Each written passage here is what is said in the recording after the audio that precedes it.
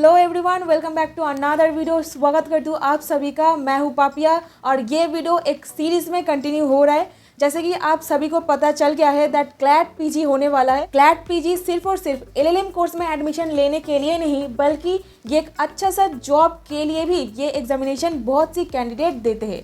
तो जैसे कि आप सभी को पता चल गया है अब तक दैट क्लैट पीजी दे करके जो सारा जॉब आप लोगों को मिलेगा, वो करने के लिए ऑल इंडिया बार एग्जामिनेशन का कोई भी जरूरत भी नहीं है। ठीक है, and that's the best part. आप लोगों को एआईबी देने की कोई जरूरत भी नहीं है अगर आप ये एग्जामिनेशन दे करके जॉब मिल जाता है। ठीक है, तो सबसे पहले मैं एक बार और रिपीट कर देती हूँ दैट क्लैट पीजी 18 दिसंबर 2022 में होने वाला है। 2023 में जो सारे पीएसयूज है ये अपना वैकेंसी निकाल दें। जो सारा कंपनीज है like ONGC, NTPC, power grid, Indian oil, Bharat heavy corporation, और इनमें से कुछ पीएसयूज पब्लिक सेक्टर अंडरटेकिंग्स ऐसी भी है, वो डायरेक्टली आपको इंटरव्यू के लिए बुलाएंगे on the basis of your CLAT score. And इनमें से कुछ ऐसी पीएसयूज भी है वो डायरेक्टली इंटरव्यू के लिए नहीं, आपका जो क्लैट स्कोर है on the basis of that आपको डायरेक्टली नौकरी दे देंगे, जॉब दे देंगे, इंटरव्यू होगा ही नहीं। ठीक है, और कुछ पीएसयूज है जो आपको इंटरव्यू के लिए भी बुलाएंगे,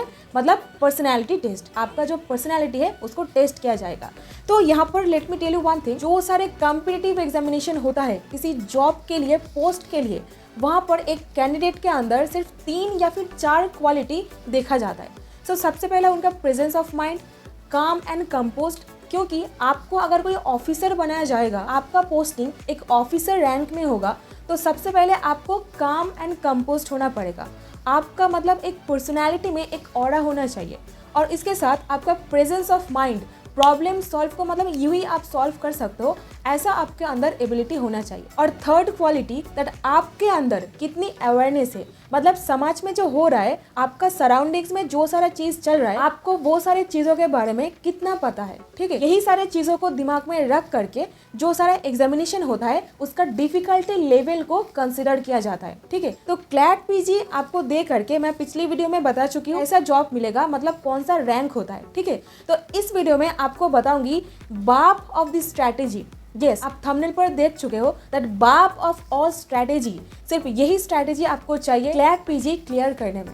सो मैं गारंटी दे करके आपको बता सकती हूँ, अगर आप जस्ट एक महीना हार्ड वर्क करोगे ना, तो डेफिनेटली आपका क्लैट पीजी क्लियर होके ही रहेगा। तो सबसे पहले जरा देखो तो ये सारे सब्जेक्ट्स का नाम आपको एलएलबी डेज में, जब आप लॉ ग्रेजुएशन कर रहे थे तब आपको पता था या नहीं था। देखिए, सबसे पहले constitutional law, jurisprudence, administrative laws, law of contract, torts, family law, criminal law, property law, company law, public international law, tax law, environmental law and labour and industrial law. आप लॉ में पहले ये सारे सब्जेक्ट्स पढ़ चुके हो, right?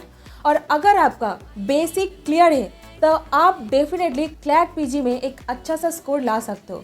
तो सबसे पहला स्ट्रैटेजी जो आपको फॉलो करना चाहिए दैट आपको सब्जेक्ट में 3 कैटेगरी में डिवाइड करना पड़ेगा। अभी एक सच्ची बात मेरे को आप बताओ दैट आप जो सारे सब्जेक्ट्स के नाम अभी सुने, आपको लगेगा यार बहुत कुछ पढ़ना पड़ेगा, और ये बात आपको बखूबी पता है दैट कौन सा एग्जामिनेशन क्लियर करने के लिए कौन सा पोर्शन ज्यादा पढ़ना पड़ता है। एक सब्जेक्ट का हर एक पोर्शन नहीं पढ़ना होता है, फिर भी आप सोचोगे बहुत कुछ पढ़ना पड़ेगा, रहने देते हैं, बट नहीं यार, जरा सुनो। क्लैट पीजी क्लियर करने के लिए आपको सबसे पहले एक स्ट्रैटेजी जो अपनाना पड़ेगा दैट आपको सब्जेक्ट वाइज 3 कैटेगरी में डिवाइड कर लेना है। सबसे इम्पोर्टेंट टॉपिक, जो मीडियम इम्पोर्टेंट है और जो लेस इम्पोर्टेंट है। ठीक, और सबसे इम्पोर्टेंट में से आता है दैट आपको कॉन्स्टिट्यूशन ऑफ इंडिया का जो बेयर एक्ट है पढ़ना पड़ेगा। ठीक है, क्योंकि कंसर्टोरियम जो क्लैट पीजी कंडक्ट कराते हैं वो लोग भी बताते हैं दैट कॉन्स्टिट्यूशन ऑफ इंडिया में आपका पकड़ बहुत ही स्ट्रांग होना चाहिए। और let me tell you one thing, सब कुछ पढ़ना नहीं पड़ेगा, सिर्फ और सिर्फ जो सारा इंपॉर्टेंट एरियाज है like that doctrine of severability, doctrine of repugnance, and इसी के साथ डेवलप होने में केस लॉ का एक बहुत ही इंपॉर्टेंट रोल रहा है, जैसे कि आर्टिकल 21। ठीक है, एंड इसी के साथ जो सारा लैंडमार्क केस लॉ है, लैंडमार्क केसेस यानी कि केशवानंद भारती, चंपकम दोराईराजन, बेरुबाड़ी यूनियन, गोलाखनाथ, मानेका गांधी, ये सारा जो केस है लैंडमार्क केस, बस यही आपको पढ़ना है।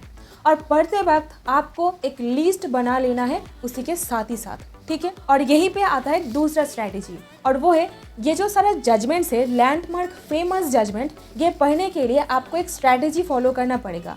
और वो क्या है, जजमेंट सबसे पहले आपको शुरू करना पड़ेगा कौन सा इशू वो केस में इन्वॉल्व था, ठीक है, और कौन सा जजमेंट प्रोनाउंस किया गया, और जो जजमेंट प्रोनाउंस किया गया कोर्ट के द्वारा कौन सा केस लॉ को फॉलो करके। तो सपोज मैं आपको एग्जांपल दे करके बताती हूँ दैट जो सारा कॉन्स्टिट्यूशन में केस लॉ है आपको एक ट्रेल मिलेगा। और मेरी एक बेस स्ट्रैटेजी सुनिए दैट कॉन्स्टिट्यूशन जब भी आप वो पढ़ोगे दैट आपका एक केस लॉ ऐसा रहेगा जो 2-3 मतलब क्वेश्चन का आंसर लिखने में आपका वो केस चला जाएगा। तो आपको ऐसे कुछ कॉमन केस लॉ ढूंढना है जो आप याद रख करके 3-4 क्वेश्चंस का आंसर बखूबी दे सकोगे, ठीक है। सो फॉर एग्जांपल दैट अगर आपको बोला जाए दैट बेसिक स्ट्रक्चर क्या है कॉन्स्टिट्यूशन का, ठीक है, और फंडामेंटल राइट्स बेसिक स्ट्रक्चर कैसे बना, और प्रियम्बल एक बेसिक स्ट्रक्चर कैसे बना, ठीक है। सो ऐसा जो क्वेश्चन है अगर आप 3-4 केस लॉ यहाँ पर कॉमन निकाल के रखोगे ना तो आपका आंसर रेडी हो जाएगा। तो सबसे पहले आया शंकरी प्रसाद बेसिक स्ट्रक्चर में, ठीक है, और दूसरा आया गोलकनाथ, ठीक है, और तीसरा आया केशवानंद भारती। ये जो 3 केस लॉ है ना, most of the important area में आप ये सारे केस लॉज को बार बार रेफर कर सकोगे। और ऐसा नहीं है बार बार रेफर करने से आपको मार्क्स कम मिलेगा या ज़्यादा मिलेगा, कुछ रास्ता ही नहीं है, क्योंकि ये सारा एमिनेंट केस लॉ है, इसके ऊपर ही हमारा इंडियन कॉन्स्टिट्यूशन का बेसिक स्ट्रक्चर खड़ा हुआ है। तो आपको ये सारा केस लॉ याद रखना ही रखना पड़ेगा, ठीक है। और दूसरा है जजमेंट पढ़ने का तरीका, मतलब वो केस में कौन सा क्वेश्चन अराइज हुआ, जैसे कि केशवानंद भारती प्रियम्बल से कनेक्टेड है, प्रियम्बल बेसिक स्ट्रक्चर का पार्ट है या नहीं है, इससे कनेक्टेड है। तो आपको ऐसे ही करके सबसे पहले इशू देखना है, कौन सा डिसीजन आया, और वो डिसीजन प्रोनाउंस करने के लिए कौन सा जजमेंट को रेफर किया गया। मतलब ऐसी बहुत सी केसेस है जिनको डिसाइड करने के लिए सुप्रीम कोर्ट बहुत सी ऐसे पुराने जो केस लॉज है उसको रेफर करके वो प्रेजेंट जजमेंट सुनाते हैं। आपको ऐसे ही करके केस लॉज को पढ़ना है और लिस्ट बनाते जाना है, ठीक है। आप जब भी कोई ऐसा केस लॉ पढ़ोगे आपको तुरंत एक नोट बना लेना है, ठीक है, क्योंकि एग्जामिनेशन से पहले आपका यही नोट काम आएगा रिवीजन देने में। और अभी आती हूँ तीसरा स्ट्रैटेजी, जो सारे इनैक्टमेंट्स के ऊपर बेस्ड सब्जेक्ट है like contract, tort, transfer of property, ये सारे सब्जेक्ट्स को प्रिपेयर करने के लिए आपके पास बहुत सोर्स है, आप मानोगे नहीं, क्योंकि आपके पास आपका स्मार्टफोन है। आप सिर्फ गूगल करके बहुत सी ऐसे टॉपिक निकाल सकते हो जहाँ से आप बहुत ही आसानी से प्रिपरेशन ले सकते हो। और अगर आप पूछोगे क्या ट्यूशन की कोई ज़रूरत है, मैं ट्यूशन का अगेंस्ट भी नहीं हूँ, फेवर में भी नहीं हूँ। मैं सिर्फ और सिर्फ सेल्फ स्टडी में बिलीव करती हूँ, क्योंकि ज़्यादातर कॉम्पिटिटिव एग्जामिनेशन मेरे को लगता है सेल्फ स्टडी से ही क्लियर किया जा सकता। बट हाँ, आपका एक मेंटर ज़रूर रहना चाहिए, क्योंकि आप कैसे प्रिपरेशन लोगे इसके ऊपर एक नज़र रखने के लिए एक मेंटर होगा तो अच्छा रहेगा। आपके पास नहीं है कोई प्रॉब्लम नहीं, आप खुद ही आपका मेंटर बन जाओ। और यहीं पे ही आता है सबसे इम्पोर्टेंट स्ट्रैटेजी, और वो है प्रीवियस ईयर क्वेश्चन पेपर। ये आपका होली कुरान है, बाइबल है, गीता है, जो चाहे वो बोल लो, ठीक है। ये आपका एकमात्र सोल्यूशन है, यही एकमात्र चाबी है आपका क्लैट पीजी निकालने। और ये जो प्रीवियस ईयर क्वेश्चन पेपर है मैं आपको टेलीग्राम ग्रुप पर दे दूंगी, तो आप टेलीग्राम ग्रुप ज्वाइन कर लेना। प्रीवियस ईयर क्वेश्चन पेपर अच्छे से पढ़ना है, ठीक है, आपको स्टैंडर्ड समझ में आएगा क्वेश्चन का स्टैंडर्ड कैसा रहता है। और अभी आप स्क्रीन पर देखो दैट यहाँ पर एक पैसेज पूछा गया है, मतलब ये पैसेज आपको दिया जाएगा, ये पढ़ के आपको बोलना पड़ेगा कौन सा फेमस जजमेंट से ये वाला पैसेज उठाया गया है, ठीक है।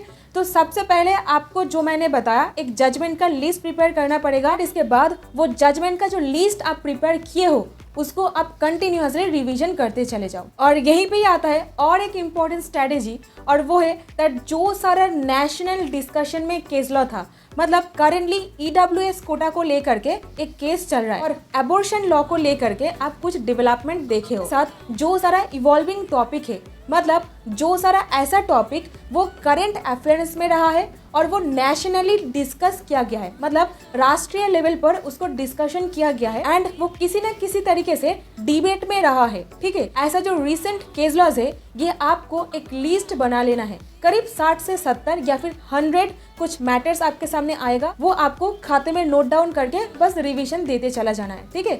और कौन सा मेजर पोर्शन है आप वो जस्ट नोट डाउन करके रख लेना, क्योंकि वहीं से आपको ऐसा पैसेज उठा करके दिया जाएगा और आपको पूछा जाएगा दैट कौन सा केस लॉ से ये फ्लो करता है। और इसके लिए मैं 2 इंपॉर्टेंट वेबसाइट मैं आपको रेफर की थी पिछले वीडियो में। आप वो सारे वेबसाइट बहुत अच्छी तरीके से फॉलो करोगे तो डेफिनेटली आपको मिल जाएगा। और यहीं पर मैं आपको कुछ अलग चीज भी बताना चाहूंगी दैट हर वक्त आपको सोचना है दैट जो सारा मटेरियल आपके पास है, रिसोर्सेस आपके पास है, वो एक बेस्ड रिसोर्स है। आपको ये नहीं सोचना है दैट मेरे पास अच्छा ट्यूशन नहीं है, मेरे पास अच्छा रिसोर्सेज नहीं है, कैसे क्लियर होगा, ये सब कुछ आपको नहीं सोचना है। आपको बस फोकस करना है दैट मेरे को एग्जाम क्लियर करना है, ठीक है। और इसी के साथ आपको कंसिस्टेंट होकर के प्रिपरेशन करना पड़ेगा। और इसी के साथ पता है क्या होगा, सपोज ऑल इंडिया बार एग्जामिनेशन का इसी बीच में नोटिफिकेशन आ जाता है।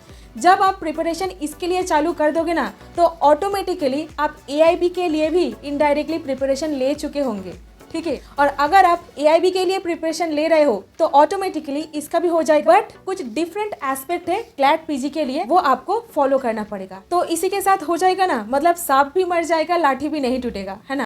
क्या बात है सर, क्या बात है सर, क्या बात, ये बात है। सब लोग चैनल को सब्सक्राइब कर लो भाई, आप सभी से रिक्वेस्ट है, क्योंकि आप लोगों का बस वही सपोर्ट हमको चाहिए। किसी का कुछ एक पैसा नहीं लगता है सब्सक्राइब करने में। देखो अल्टीमेटली ये एग्जामिनेशन का पर्पस है आपका कितना अवेयरनेस है, आपका कितना प्रेजेंस ऑफ माइंड है, कितना कॉन्फिडेंस है, कितना तेजी से आप सॉल्व कर पा रहे हो इतना लंबा पैसेज पढ़ के, यही आपका टेस्ट किया जाएगा। और इसी के साथ एग्जामिनेशन हॉल में आपका कैसा माइंडसेट रखना चाहिए, कैसा मेंटली मतलब पीस को मेंटेन करके रखना चाहिए, इसके लिए कुछ टिप देती हूँ। डीप ब्रेथ लेना है और इंस्ट्रक्शन बहुत अच्छी तरीके से पढ़ना है। किसी से ज्यादा बात मत कीजिएगा, ये मैं पर्सनली फॉलो करती थी, ठीक है।